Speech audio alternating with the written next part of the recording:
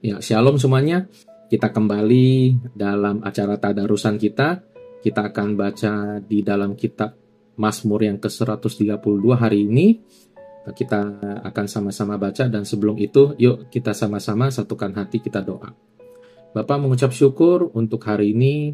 Kami sudah masuk ke dalam tadarusan Mazmur yang ke-132, dan biarlah apa yang nanti dibagikan, apa yang kami baca, kami bisa mendapatkan sesuatu yang berharga untuk kami, dan itu bisa kami aplikasikan dalam kehidupan kami. Berkati Tuhan acara ini, biar supaya bisa menjadi berkat bagi banyak orang. Terima kasih Tuhan, segala puji, syukur, hormat, kemuliaan kami bagi nama Tuhan saja. Haleluya, amin. Ya, kita akan kembali melanjutkan pembacaan kita di Mazmur 132 yang hari ini. Di sini ada 18 ayat. Saya akan bacakan pelan-pelan untuk saudara. Kita akan lihat satu persatu. Dan saudara mungkin yang sudah pegang Alkitab, di rumah ada Alkitab, bisa dibuka.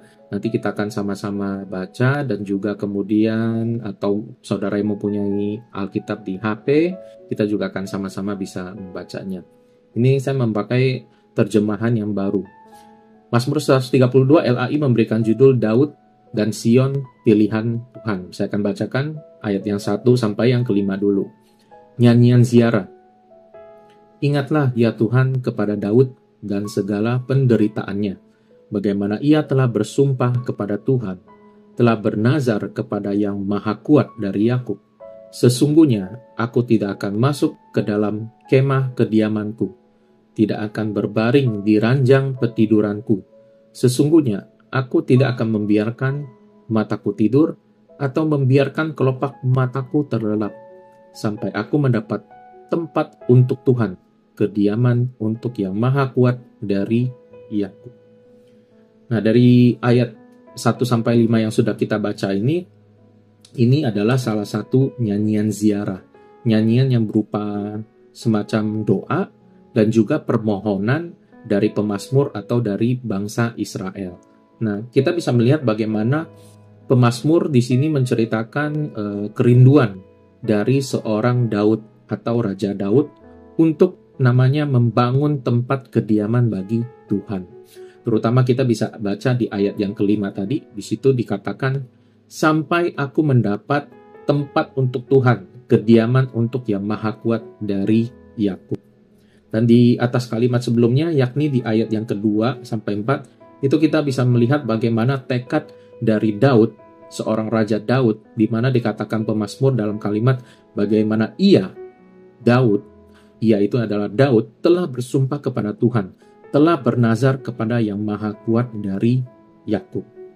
Jadi, sampai bahkan Daud berkata dan bertekad untuk tidak masuk ke dalam kemah tempat tidurnya, sampai ia menemukan atau membuat suatu tempat kediaman bagi Allah.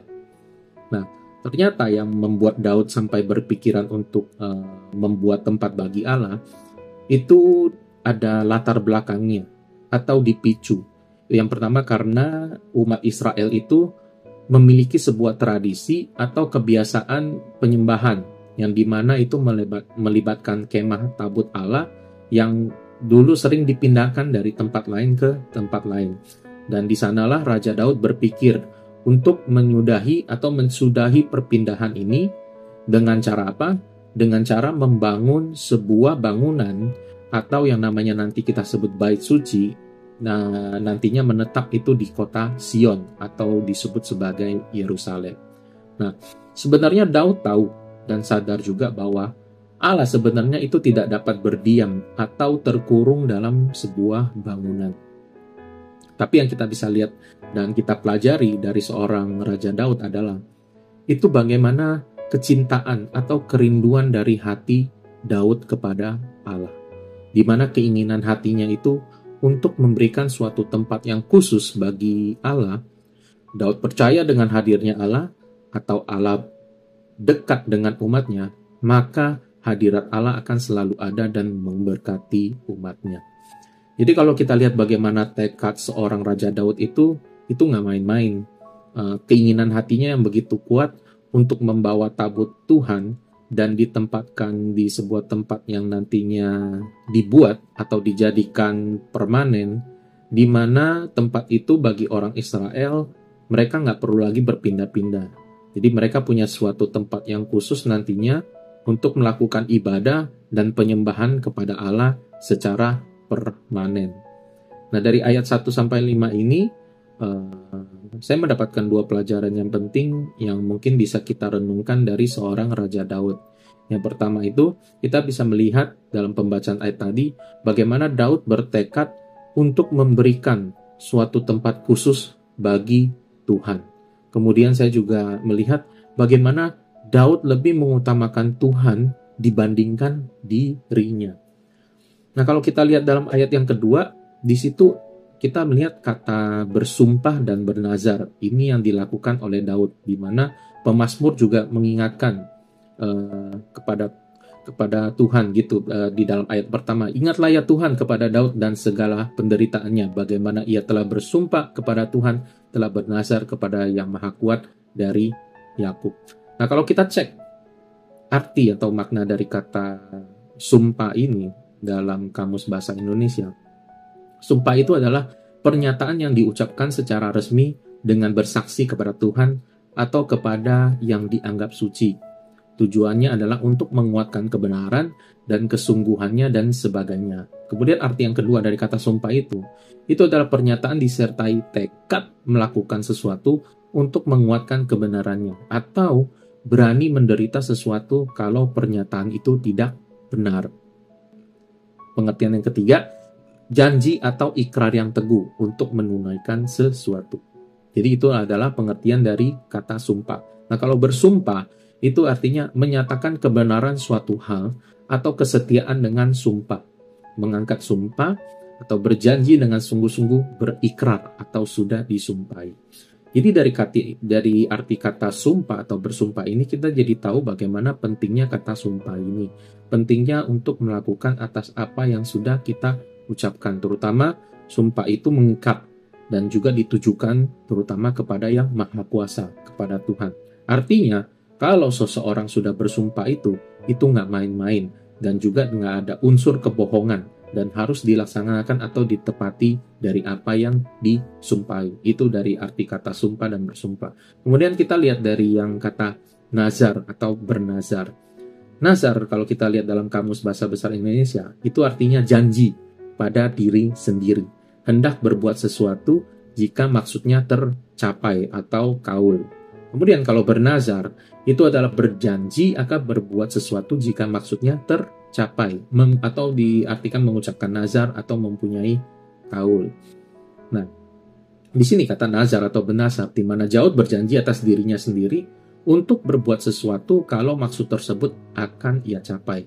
Dan kita bisa melihat bagaimana Daud berjanji bertekad untuk tidak masuk ke dalam tendanya atau tidur sampai ia menemukan tempat bagi Tuhan. Jadi kalimat ini membuktikan atau menggambarkan bagaimana kesungguhan hati Daud untuk memberikan suatu tempat khusus bagi Allah. Kesungguhan hati Daud untuk ada maksud yang ingin ia tercapai. Ia berjanji pada dirinya sendiri. Jadi kita jadi tahu bahwa Daud ketika ia melakukan namanya bersumpah dan bernazar, itu dia sudah nggak main-main. Itu dia sudah memiliki hati yang sungguh-sungguh, hati yang penuh tekad, hati yang untuk melakukan apa yang dia ucapkan, yakni dengan sumpah dan bernazar. Sampai-sampai yang tadi kita baca, ia memberanikan diri untuk sampai nggak memberikan kenyamanan bagi dirinya sendiri, sampai ia menemukan suatu tempat yang layak untuk Tuhan. Jadi Daud tidak ingin ketika ia beristirahat dalam kenyamanan, dia nggak mau merasakan kenyamanan sampai ia memastikan Tuhan atau Allahnya memiliki tempat yang layak untuk tinggal atau diam di tengah-tengah umatnya. Jadi kita bisa melihat bagaimana seorang Daud atau Raja Daud itu memiliki komitmen yang luar biasa untuk memastikan bahwa Tuhan lebih utama atau lebih prioritas dibandingkan dirinya. Nah, yang bisa kita belajar atau kita renungin dari ayat 1-5 ini adalah yang pertama, kita bisa melihat bagaimana Raja Daud itu bertekad sepenuh hati mencari tempat kediaman bagi Tuhan. Nah, kita, saudara dan saya, kita juga masing-masing dari kita juga harus bisa mencari tempat kediaman bagi Tuhan dalam hidup kita. Artinya kita harus mencari dan memprioritaskan hubungan kita dengan Tuhan dan memberikan ruang bagi Tuhan sebagai tempat utama dalam hidup kita, seperti yang dilakukan oleh seorang Raja Daud. Apalagi kalau kita, saudara dan saya, itu yang sampai sudah melakukan yang namanya sumpah atau melakukan yang namanya nazar, dan kalau kita udah melakukan itu, maka kita harus melakukan apa yang sudah kita ucapkan, terutama itu sumpah dan nazar.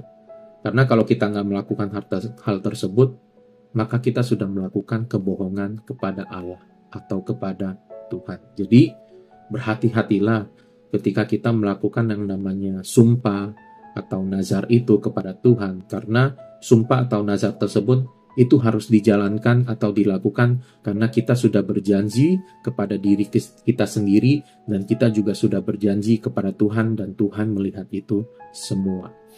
Nah, kemudian yang teladan yang kedua yang kita bisa pelajari adalah Raja Daud ketika rela meninggalkan yang namanya kenyamanan. Artinya Daud rela mengorbankan sesuatu hal yang bagi dia itu sebuah zona nyaman hanya untuk Allah. Jadi kita, saudara dan saya, hari ini apa yang menjadi kenyamanan untuk kita semua? Apakah kita bisa seperti Raja Daud dengan rela, dengan berkorban, meninggalkan apa yang menjadi kenyamanan kita hari ini demi Allah, demi memprioritaskan Tuhan terlebih dahulu? Bisakah kita seperti Daud yang lebih mengutamakan Allah dibandingkan kenyamanan kita saat ini? Itu saudara dan saya yang hanya bisa jawab sendiri-sendiri. Dan itu butuh kesadaran dari diri kita sendiri. Kemudian kita akan lanjut di ayat yang ke-6 sampai yang ke-12 dulu. Saya akan bacakan kembali untuk saudara Mazmur 132 ayat 6 sampai yang ke-12. Ayat 6. Memang kita telah mendengar tentang itu di Efrata, telah mendapatnya di padang Yaar. Mari kita pergi ke kediamannya, sujud menyembah pada tumpuan kakinya. Bangunlah, ya Tuhan, dan pergilah ke tempat perhentianmu, engkau serta tabut kekuatanmu. Biarlah imam-imammu berpakaian kebenaran, dan bersorak-sorai orang-orang yang kau kasihi. Oleh karena Daud, hambamu, janganlah engkau menolak orang yang kau urapi. Tuhan telah menyatakan sumpah setia kepada Daud. Ia tidak akan memungkirinya. Seorang anak kandungmu akan kududukan di atas tahtamu. Jika anak-anakmu berpegang pada perjanjianku dan pada peraturan-peraturanku yang kuajarkan kepada mereka, maka anak-anak mereka selama-lamanya akan duduk di atas tahtamu. Kita sudah baca yang dari ayat 6 sampai 12. Di sini kita lihat bagaimana pemazmur itu menceritakan bagaimana permohonan atau permintaan kepada Tuhan. Permohonan apa? Supaya Tuhan mau bangkit, mau datang ke tempat yang baru bersama dengan tabut perjanjian yang nantinya, tabut Allah, di mana tabut yang menjadi lambang kekuasaan Allah. Dan di mana tabut itu barusan kita baca itu diceritakan oleh pemazmur yang sebelumnya berada di wilayah Efrata, tepatnya di padang Yaar, dan nantinya akan dipindahkan ke bait suci, ke tempat kediaman bangunan permanen yang akan dibangun oleh keturunan dari Raja Daud nantinya. Nah, pemazmur di sini meminta dan memohon kepada Tuhan supaya rencana perpindahan tabut perjanjian ini bisa terlaksana. Atau juga pemazmur berusaha supaya memujuk Tuhan agar Tuhan mau pindah dengan mengingat janji dari hambanya, di mana yang Daud sudah merencanakan membuat sebuah tempat bagi Allah yang dengan bersumpah dan bernazar agar membangun sebuah tempat yang akan nantinya menjadi tempat kediaman bagi Allah, dan di sana bangsa Israel bisa menyembah Allah selamanya di Sion atau di Yerusalem. Jadi dari ayat yang kita baca ini sebuah, bisa dibilang sebuah doa atau permohonan umat Israel agar Tuhan tidak menolak bujukan mereka, agar Tuhan nggak menolak permintaan mereka karena orang atau hamba yang diurapinya, yaitu Raja Daud. Mereka sekedar mengingatkan Tuhan akan janjinya kepada Daud dan keturunannya, yaitu bahwa Tuhan akan memberkati mereka, umat Israel, melalui Raja Daud, Dengan apa? Dengan menaikkan keturunannya supaya mereka tetap memiliki seorang pemimpin seperti Raja Daud, di mana mereka juga berharap dengan kepemimpinan berikutnya dari keturunannya Raja Daud, mereka juga berharap Allah tidak akan meninggalkan mereka. Dan ini adalah doa dari umat Israel agar berkat dari Tuhan terus mengalir atas mereka berdasarkan janji setia Allah kepada Raja Daud. Nah, dari ayat yang sudah kita baca, kita dapat melihat bagaimana kehadiran Tuhan itu begitu penting dirindukan oleh umat Israel. Mereka ingin tempat atau rumah kediaman Allah yang baru itu nantinya akan dipenuhi dengan kemuliaan Tuhan. Dan mereka, umat Israel ini juga berdoa supaya nanti imam-imam itu bisa kembali melakukan seremonial, melakukan ibadah. Mereka bisa kembali mengenakan pakaian putih, dikatakan yang melambangkan kesucian atau kebenaran, serta nantinya orang-orang yang setia kepada Tuhan juga bisa kembali bersorak-sorai dengan kegirangan di mana kehadiran atau hadirat Tuhan yang dulu pernah mereka rasakan, itu mereka akan rasakan kembali. Nah, dari ayat yang sudah kita baca barusan, 6-12, kembali kita mendapatkan beberapa pelajaran yang bisa kita pelajari hari ini. Yang pertama adalah bagaimana kerinduan dari pemazmur atau umat Israel itu supaya Tuhan mendiami tempat kediaman yang baru, agar umat Israel itu bisa melakukan penyembahan kepada Tuhan atau Allah di suatu tempat yang permanen, bait suci yang baru, tanpa harus berpindah-pindah lagi, dan berkat Allah akan terus mengalir memberkati mereka karena hadirat Allah ada di tengah-tengah mereka. Kemudian yang kedua, Tuhan berjanji, dikatakan bersumpah setia, bahwa seseorang dari keturunan Daud yang akan menduduki tahta yang akan menggantikan Daud. Jadi ini adalah berkat yang diterima oleh Daud karena kesetiaan Daud kepada Allah. Kemudian yang ketiga, Tuhan berjanji akan memberkati dan mengkokohkan kerajaan tahta Daud. Jika keturunan dari Daud itu bisa taat pada perintah-perintah dari Tuhan, maka otomatis bangsa Israel juga akan merasakan dampak atau berkat yang akan mereka terima kalau pemimpin mereka benar, taat dan setia di hadapan Tuhan. Jadi dari tiga yang kita pelajari ini, kita, saudara dan saya bisa merenungkan dan juga menerapkan dalam kehidupan kita sehari-hari ini.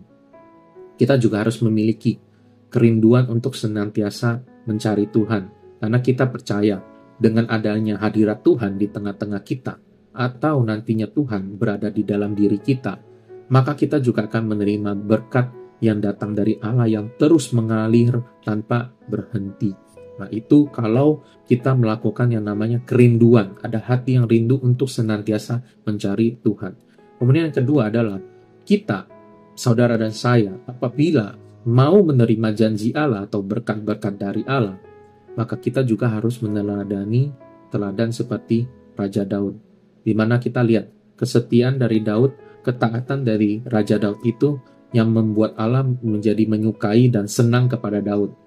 Kita jangan hanya melihat atau hanya fokus kepada berkat-berkatnya saja, tapi ada suatu proses yang harus kita kerjakan juga supaya kita juga bisa menerima berkat dari Allah, yakni kita juga harus bisa taat dan setia seperti Daud, baru berkat-berkat itu nanti akan kita bisa terima. Jadi jangan hanya fokus kepada berkat saja, tetapi kita harus taat dulu dan setia kepada Tuhan. Nah, ini adalah pembacaan dari ayat yang 6 sampai yang ke-12. Kemudian kita akan lanjutkan dari ayat yang ke-13 sampai yang terakhir.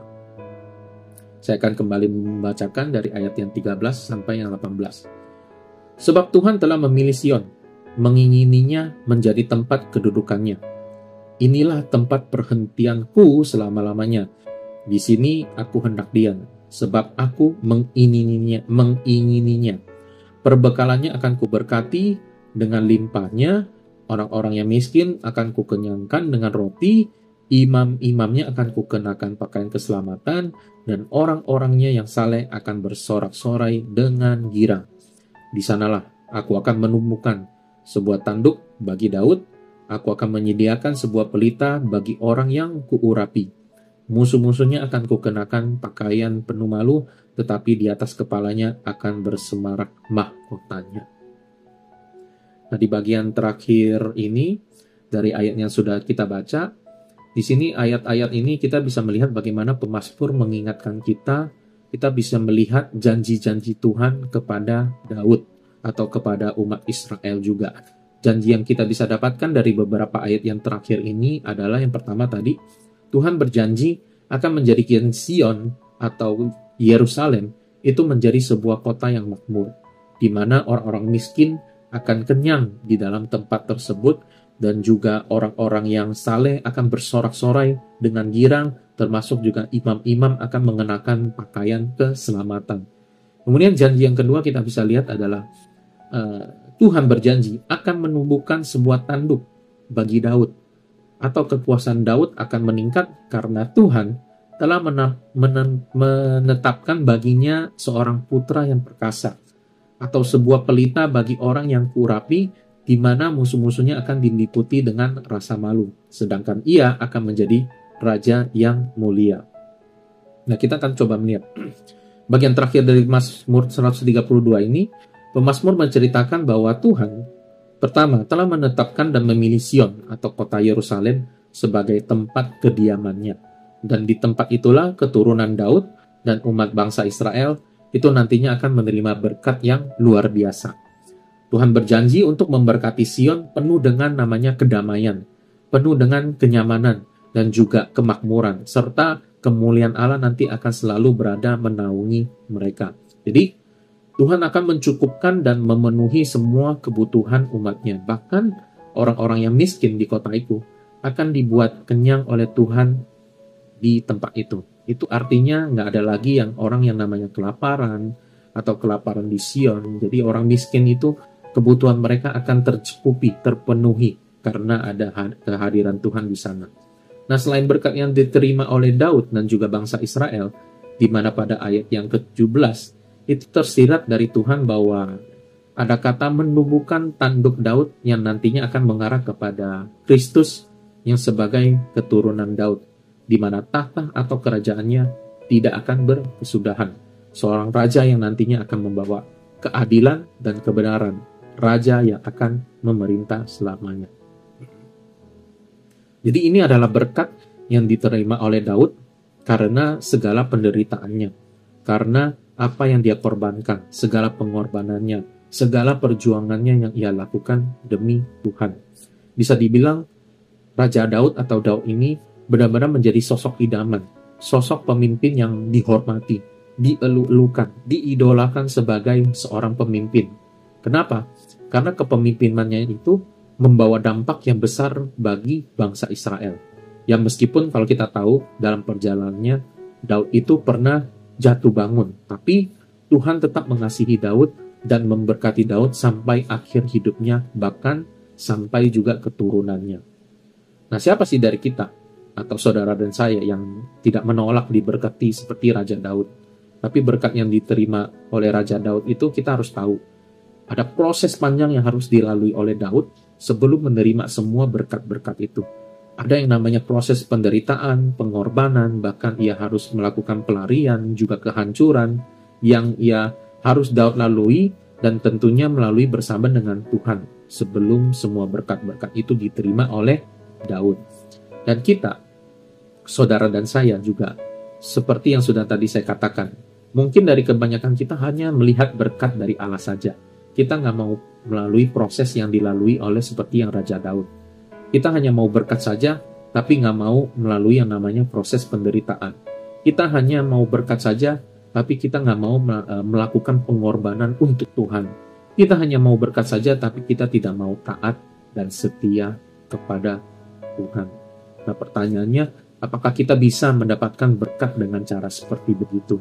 Kita melihat dan membaca bagaimana Daud diberkati begitu luar biasa. Bagaimana bangsa umat Israel begitu luar biasa diberkati oleh Tuhan. Tapi kita hanya mau berkatnya saja, tapi kita tidak melakukan taat dan setia kepada Tuhan. Nah, kemudian kita melihat Tuhan kalau sudah berjanji atau sumpah setia untuk memberkati kita, maka itu pasti akan dia genapi dan akan terjadi. Jadi segala yang kita perlukan, baik itu secara jasmani maupun rohani, Tuhan sanggup memenuhi semuanya itu. Dan hari ini kita diingatkan bahwa hidup kita, saudara dan saya, itu kita harus meletakkan atau menyerahkan di dalam tangan Tuhan. Karena kita percaya bahwa hanya Tuhan yang dapat memberi lebih dari apa yang kita minta atau yang kita bayangkan. Berkat yang Tuhan janjikan itu bukan hanya berkat materi saja, tetapi juga berkat rohani yang membawa damai, sukacita, dan keselamatan sejati. Itu yang jauh lebih penting bagi kita, buat saudara dan saya. Dan berkat materi itu, kita harus ingat, itu nggak lama bertahan. Sekejap saja bisa hilang. Tapi berkat rohani, yang namanya kedamaian, sukacita, terutama keselamatan, itu yang nanti akan menjadi kekal nanti sampai selama-lamanya. Jadi, dari pembacaan Mazmur 132 hari ini, kita mendapatkan banyak beberapa hal yang bisa kita pelajari dan juga kita bisa terapkan dalam aplikasi dalam kehidupan kita, terutama saudara dan saya. Kita jadi tahu, kita harus mengingat, kita harus penting mengingat dan menghormati janji kepada Tuhan. Seperti apa? Seperti Raja Daud yang sudah bersumpah dan bernazar kepada Tuhan. Jadi, saudara dan saya juga harus mengingat dan menghormati janji-janji kita kepada Tuhan. Kita harus belajar untuk setia dan bertanggung jawab dalam memenuhi ucapan atau janji-janji kita kepada Tuhan. Dan itu penting. Seperti yang tadi sudah kita jelaskan tadi, bagaimana kata sumpah atau nazar yang ditujukan kepada Tuhan, itu harus kita laksanakan. Dan kalau kita nggak melaksanakan, itu artinya kita sudah berbohong kepada Tuhan. Kemudian yang kedua, kita harus mencari tempat kediaman Tuhan. Itu seperti Daud mencari tempat bagi Tuhan. Jadi kita, saudara dan saya, itu juga harus mencari tempat kediaman Tuhan dalam hidup kita. Ini berarti kita harus mencari dan memprioritaskan hubungan kita dengan Tuhan dan memberikan Tuhan sebuah ruang atau tempat yang lebih utama dalam aspek kehidupan kita. Dan itu diperlukan namanya pengorbanan. Dan itu diperlukan namanya penderitaan. Kita harus lebih mengutamakan Tuhan di atas segala kehidupan kita. Kemudian yang terakhir, kita juga harus memelihara perjanjian Tuhan. Kita harus memelihara perjanjian Tuhan dan hidup sesuai dengan peraturan-peraturannya. Ini berarti kita harus hidup dalam ketaatan dan kesetiaan kepada Tuhan dengan memelihara janji Tuhan. Maka kita, saudara dan saya, pasti juga akan diberkati sebagaimana Tuhan memberkati hambanya Daud. Dari ayat yang pertama sampai 18 ini kita yang sudah baca, kita melihat bagaimana tekad Daud dalam bersumpah, bernazar untuk membuat kediaman bagi Allah. Dan kita lihat bagaimana hati Daud yang dilihat oleh Allah sehingga Allah mau memberkati Daud sehingga sampai keturunannya itu memerintah dan keturunan Raja Daud itu tiada akhir. Kalau selama anak-anaknya itu mau taat dan perintah kepada Tuhan. Jadi itu yang saja yang bisa saya bagikan di mana tema renungan hari ini. Saya memberikan judul di balik pengorbanan dan penderitaan itu ada berkat Tuhan.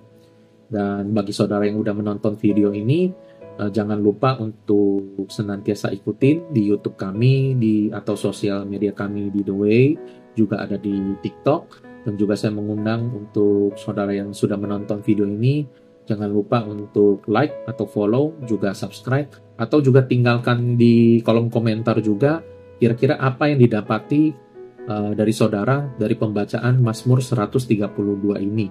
Sehingga nantinya itu kiranya bisa memberkati kami semua, juga bisa memberikan masukan atau saran-saran juga kepada kita. Jadi kita sesama menajamkan satu sama lain. Dan terima kasih. Kita akan melanjutkan kembali di dalam pembacaan Mazmur yang ke-133 nantinya yang akan dibawakan oleh rekan kami yang lain. Dan sekian dari untuk hari ini pembacaan 132. Sebelum kita tutup, mari kita satukan hati, kita doa. Ucap syukur Tuhan, kami sudah membaca di dalam kitab Mazmur 132, bagaimana kami banyak belajar dari seorang tokoh yang bernama Daud atau Raja Daud ini, di mana kesetiaannya itu begitu luar biasa, pengorbanannya itu begitu luar biasa, tekad hatinya yang begitu luar biasa untuk menempatkan Engkau lebih utama dibandingkan dirinya. Kami telah membaca dan bagaimana melihat tekad Daud untuk membangun sebuah tempat kediaman yang tentunya nanti sudah dirancangkan dengan indah, dengan bagus, dengan mewah, supaya Allah, Engkau Tuhan mau hadir, mau berdiam di tengah-tengah umat bangsa Israel, supaya berkat-Mu terus turun atas kepada bangsa pilihan-Mu Tuhan. Dan itu juga kami mau Tuhan, kami juga mau merasakan berkat itu, tetapi ada proses yang harus kami lalui, ada proses yang harus kami jalani, ada proses yang harus kami laksanakan sebelum menerima janji-janji atau berkat-berkat itu. Dan juga kami berdoa kepada kami semua atau teman-teman, mungkin dari kami yang pernah bersumpah atau bernazar kepada Engkau ya Tuhan, dan biarlah apa yang menjadi sumpah atau nazar itu bisa kami laksanakan, bisa kami kerjakan dengan sepenuh hati kami, bisa kami ingat atau tadinya kami lupa akan sumpah atau nazar kami. Hari ini kami diingatkan supaya apa yang sudah menjadi sumpah atau nazar kami itu bisa segera kami laksanakan, itu segera bisa kami kerjakan, dan biarlah Tuhan yang mampukan kami semua untuk melakukan semua itu.